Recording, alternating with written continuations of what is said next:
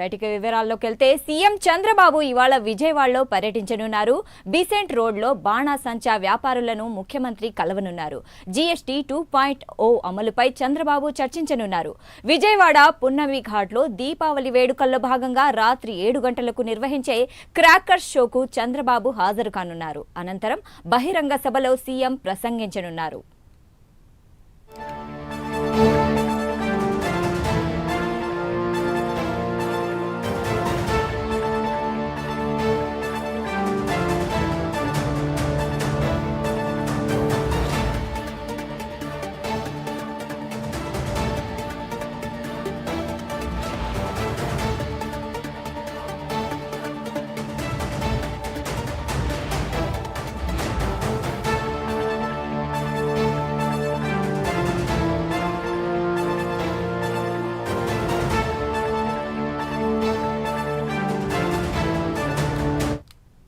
CM Chandrababu ఇవాళ విజయవాడలో పర్యటించనున్నారు. బిసెంట్ రోడ్లో బాణాసంచా వ్యాపారులను ముఖ్యమంత్రి కలవనున్నారు.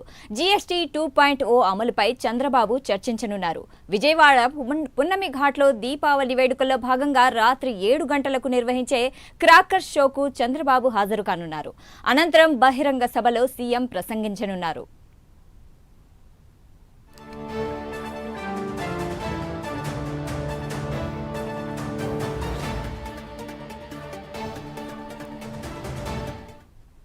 రైట్ సీఎం చంద్రబాబు విజయవాడలో పర్యటించనున్నారు. ఇదే అంశంపై మరింత సమాచారం అందించడానికి మా ప్రతినిధి శ్రీహరి ఉన్నారు. శ్రీహరి చెప్పండి.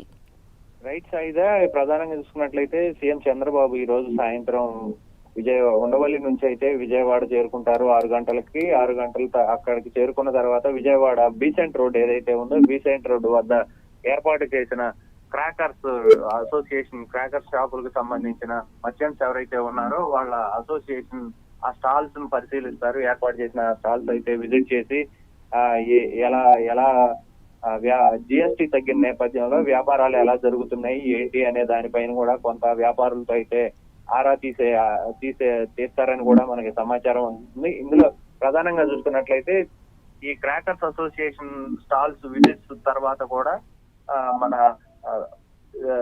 పున్నమి ఘాట్ విజయవాడకి చెందిన పున్నమి ఘాట్ లో ఏర్పాటు చేసిన జిఎస్టీకి సంబంధించి కొంతమంది ఈ వ్యాపారులకు అయితే అవార్డ్స్ కూడా ప్రదానం చేయనున్నారు.